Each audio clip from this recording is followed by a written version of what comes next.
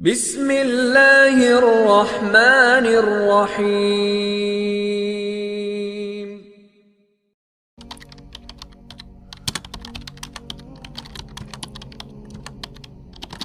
قرآن حکیم کی سخت ترین آیات میں سے یہ ایک آیت ہے۔ اعوذ باللہ من الشیطان الرجیم، بسم اللہ الرحمن الرحیم۔ وَلَقَدْ ذَرَأْنَا لِجَهَنَّمَ كَثِيرًا مِنَ الْجِنِّ وَالْإِنسِ، اور بے شک ہم نے جہنم کے لیے ہی پیدا کیے ہیں اکثر جن اور انسان۔ اللہم لا تجعلنا منہم، اللہم اجرنا من النار۔ اس کی ریزن کیا ہے وہ تو آگے اسی آیت میں بیان ہوگی، لیکن یہ بہت الارمنگ سچویشن ہے اور پریکٹیکلی ہمیں نظر بھی آ رہا ہے کہ اکثریت جہنم کے لیے پیدا ہوئی ہے۔ اس وقت بھی جو اہل توحید ہیں دنیا میں، اوورآل اگر دنیا کی آبادی دیکھی جائے تو اس میں بہت کم ہے، پھر وہ اہل توحید سو کالڈ مسلمان، ان میں سے بھی جو پیور توحید والے لوگ ہیں بہت ہی کم ہے۔ تو پریکٹیکلی ہمیں نظر آ رہا ہے کہ اکثریت جہنم کی طرف جا رہی ہے، یعنی یہ قرآن کی وہ سچائی ہے جو ہمیں دنیا میں نظر آ رہی ہے۔ لیکن یہ بڑی الارمنگ سچویشن ہے۔ دنیا میں اگر یہ اناؤنسمنٹ کی جائے 100 کے مجمع میں کہ میں ایک گولی چلاؤں گا جسے بھی لگ جائے، کوئی شخص یہ نہیں کہے گا کہ ایک ہی گولی ہے کون سی مجھے لگنی ہے، 100 بندے ہیں تھوڑے اور سارے دوڑ لگا دیں گے، کیونکہ خطرہ ہے نا۔ اور یہاں پہ اللہ تعالیٰ فرما رہا ہے کہ جنوں اور انسانوں کی اکثریت جہنم کے لیے پیدا ہوئی ہے، لیکن کوئی اسے سیریس لینے کے لیے تیار ہی نہیں ہے۔ بخاری اور مسلم دونوں میں حدیث موجود ہے، اللہ کے محبوب صلی اللہ علیہ وآلہ وسلم فرماتے ہیں کہ قیامت کے دن اناؤنسمنٹ ہوگی کہ جہنمی اور جنتی الگ کر دیے جائیں۔ یہ حضرت آدم علیہ السلام کی ڈیوٹی لگائی جائے گی، کیونکہ وہ جد امجد ہے سب کے۔ تو پوچھیں گے یا اللہ کتنے جہنمی اور کتنے جنتی؟ تو اللہ تعالیٰ فرمائے گا ہر 1000 میں 999 دوزخ میں جانے والے اور صرف ایک جنت۔ اور یہ وہ وقت ہوگا کہ جب لوگ غم کے مارے بوڑھے ہو جائیں گے۔ سورہ المزمل میں بھی ذکر موجود ہے کہ قیامت کا دن وہ ہے کہ جو بچوں کو بھی بوڑھا کر دے گا غم کے مارے۔ حتیٰ کہ سورۃ الحج میں ہے کہ اس دن تم دیکھو گے کہ دودھ پلانے والی اپنے شیرخوار کو بھول جائے گی، اور لوگ اس طرح نظر آئیں گے گویا کہ نشے کی حالت میں ہے۔ وہ نشے کی حالت میں نہیں ہوں گے بلکہ اللہ کا عذاب بڑا شدید ہوگا۔ بخاری مسلم دونوں میں حدیث ہے، اللہ کے نبی علیہ السلام حکم فرمایا کرتے تھے کہ تشہد میں 4 چیزوں کے اگینسٹ اللہ کی پناہ طلب کرو۔ اللہم انی اعوذ بک من عذاب جہنم، پہلی چیز جہنم، ومن عذاب القبر، ومن فتنة المحیا والممات، ومن شر فتنة المسیح الدجال۔ جہنم کے اگینسٹ، قبر کے عذاب کے اگینسٹ، زندگی اور موت کی آزمائشوں کے اگینسٹ، اور دجال کے اس بڑے فتنے کے اگینسٹ اللہ کی پناہ طلب کرو۔ سنن ابی داؤد میں حدیث ہے جو فجر کی نماز کے بعد اور مغرب کی نماز کے بعد بغیر کسی سے گفتگو کیے ہوئے 7 دفعہ پڑھ لے اللہم اجرنی من النار، یا جمع کے صیغے سے اللہم اجرنا من النار، اے اللہ ہمیں بچا لے جہنم کی آگ سے، تو اللہ تعالیٰ ایسے شخص کو جہنم کی آگ سے محفوظ کرے گا۔ اللہم اجعلنا منہم مع النبیین والصدیقین والشہداء والصالحین، اللہم انا نسألک جنت الفردوس مع النبیین والصدیقین والشہداء والصالحین، آمین۔ تو یہ بڑا سینسٹیو ایشو ہے، تو پارہ نمبر 30 جب آئے گا تو آپ دیکھیں وہ تو سارے کا سارا سینٹرڈ اراؤنڈ قیامت کا دن اور آخرت کی سختیوں کے۔ بہرحال یہ اللہ تعالیٰ کی شفقت بھی ہے انسانیت کے لیے کہ آخرت میں جو رزق نکلنے والا ہے وہ پہلے ہی بتا دیا ہے کہ بھائی اکثریت کے ساتھ یہ حال ہونے والا ہے، تو اپنا قبلہ درست کر۔ اس کا رزلٹ یہ نہیں نکالنا کہ چونکہ اکثریت نے جانا ہے لہذا محنت کرنے کی ضرورت نہیں ہے، انتے سے بچنے کو ہے۔ آپ کئی لوگوں کو سنتے ہوں گے وہ کہتے ہیں کہ جی مجھے تو اللہ تعالیٰ نے چھوڑنا ہی نہیں قیامت کے دن، میں کام ہی ایسے پیڑے کیتے۔ اس طرح کے جملے کبھی بھی نہیں بولنے چاہیے۔ بخاری اور مسلم دونوں میں حدیث ہے اللہ کے نبی اسلام نے فرمایا کہ اللہ تعالیٰ فرماتا ہے میں اپنے بندے کے گمان کے قریب ہوں جس طرح میرے بارے میں گمان کرتا ہے. یعنی اگر آپ اللہ کے بارے میں اس طرح کا نیگیٹو گمان کریں گے تو اینڈ رزلٹ یہی نکلے گا, اور اگر اللہ کے بارے میں پازیٹو گمان کریں گے اور اس کے لیے ایفرٹ پٹ کریں گے تو رزلٹ پازیٹو. یعنی صرف گمان سے بھی کچھ نہیں اور صرف ایفرٹ پٹ کرنے سے بھی کچھ نہیں ہے. گمان بھی اچھا ہے.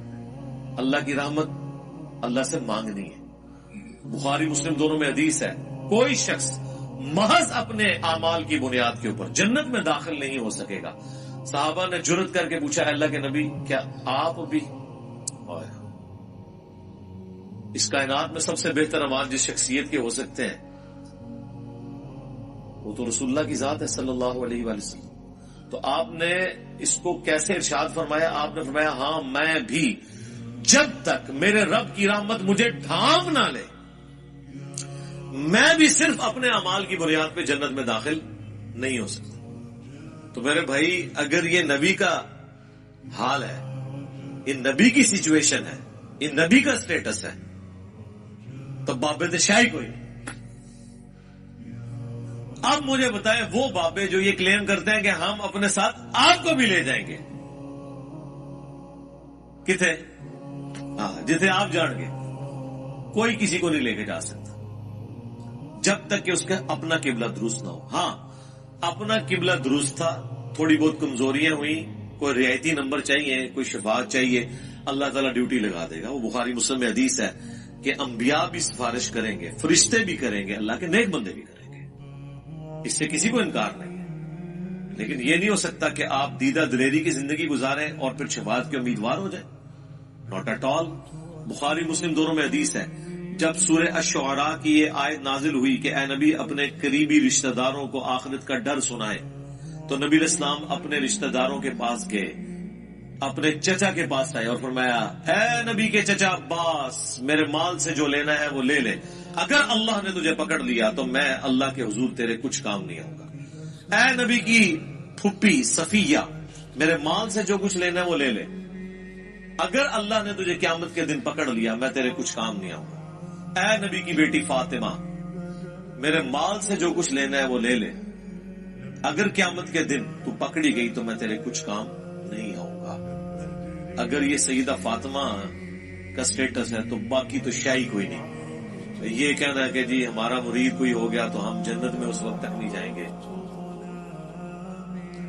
اس کے باعث برسا ہو سکتا ہے کہ کوئی شخص کہ میں جہنم میں اس وقت تک نہیں جاؤں گا جب اپنے ساتھ کے کو بھی نہ لے جاؤں. وہ اللہ تعالیٰ یہ خواہش ضرور پوری کرے گا, گروہ در گروہ انہیں جہنم میں ہانکا جائے گا اپنے بزرگوں اور فالورز کے ساتھ. وہ تو ٹھیک ہے, وہ تو سورۃ الاعراف میں ہے کہ جب کبھی کوئی امت جہنم میں داخل کی جائے گی وہ اپنے بزرگوں پہ لعنت بھیجے گی اور کہے گی اللہ ہمارے بزرگوں کو دگنا عذاب دے کہ جن کی وجہ سے ہم جہنم میں گئے.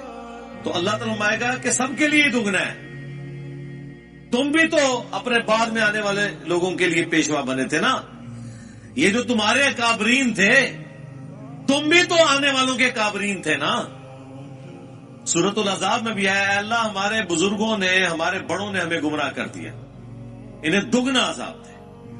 سورہ حمیمہ سجدہ میں آیا اے اللہ جن اور انسانوں میں سے وہ بزرگ بابے ہمارے حوالے کر جن کے پیچھے لگ کے ہم گمراہ ہوئے, ہم انہیں اپنے پاؤں کے نیچے رو دیں گے. جس طرح ان کے پاؤں کے تلوے چاٹتے تھے نا دنیا میں, اب ہم انہیں اپنے پاؤں کے نیچے رو دیں گے کہ انہوں نے ہماری آخرت برباد کر دی. بڑا سینسٹیو ایشو ہے.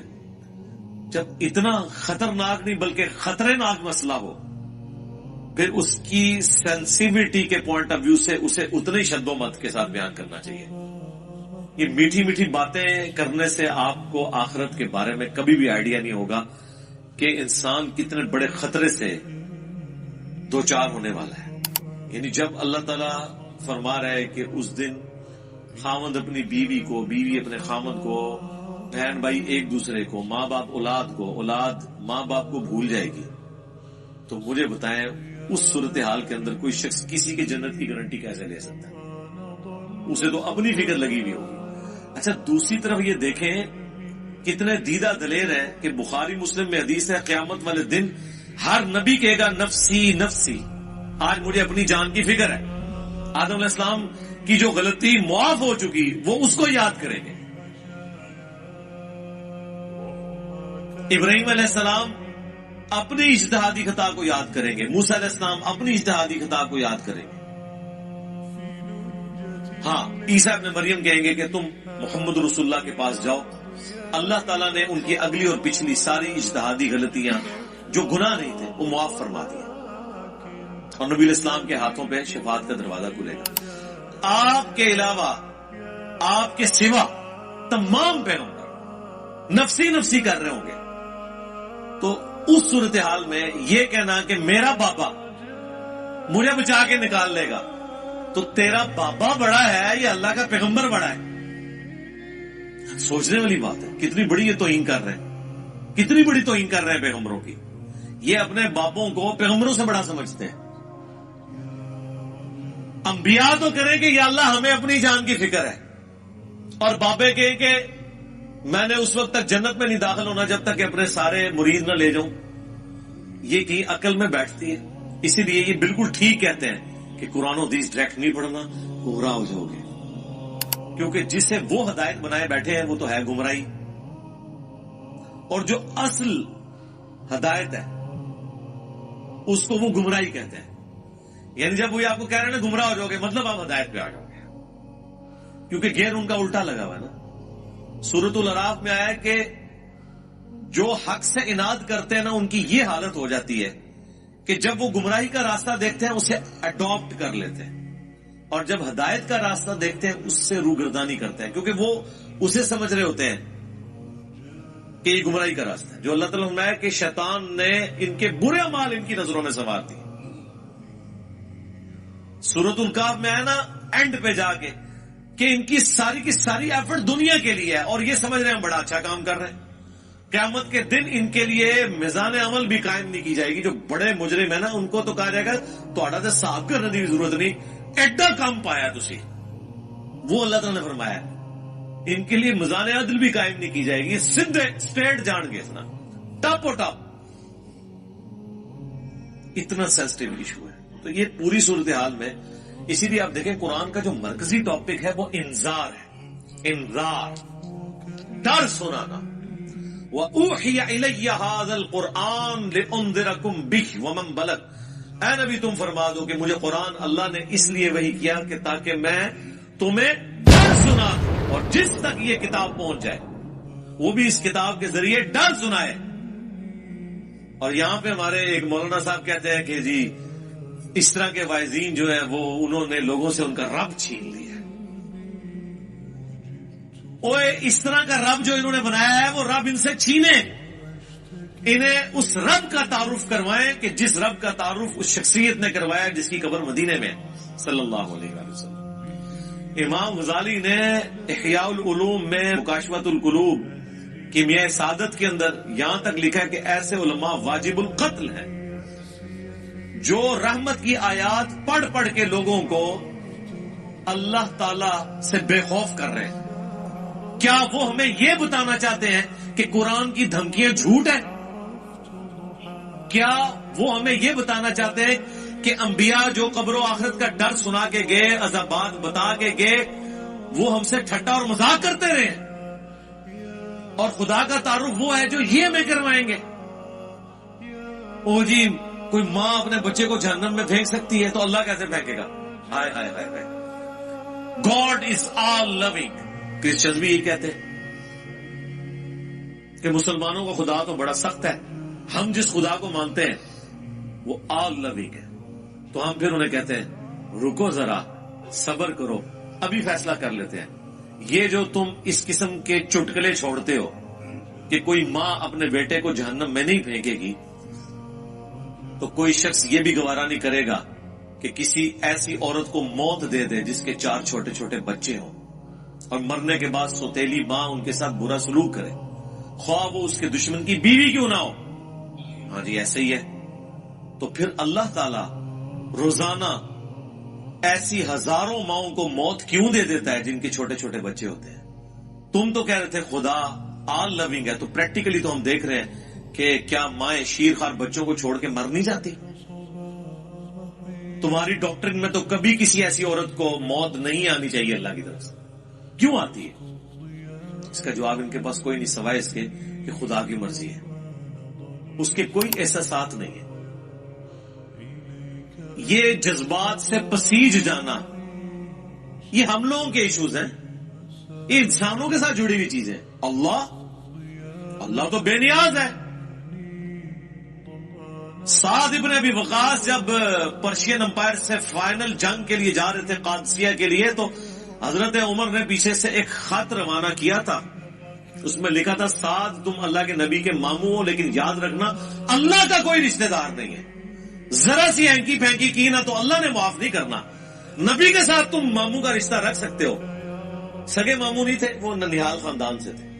اللہ کا کوئی رشتہ دار نہیں. اللہ کا تو رشتہ دار پیغمبر بھی نہیں ہے. وہ تو اپنے پیغمبر کی زبان سے کہلوا رہا ہے ہمیں سمجھانے کے لیے 3 دفعہ.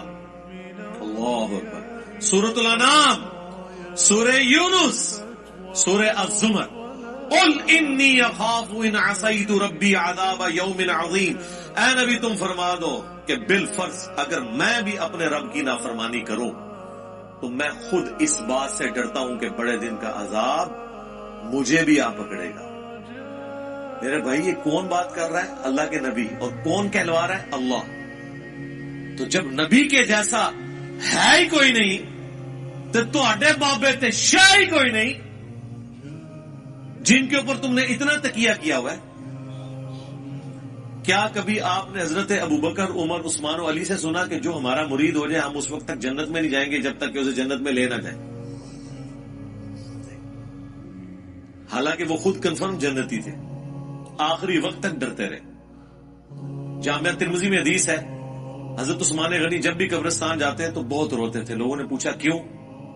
فرمایا اس لیے کہ خود میں اللہ کے نبی سے سن چکا ہوں کہ آخرت کی منزلوں میں سے پہلی منزل قبر ہے. جس کی یہ منزل صحیح نکلی اس کی اگلی آسان ہو جائے گی، اور جو ادھر پھنس گیا اس کی اگلی منازل مشکل در مشکل ہو جائے گی.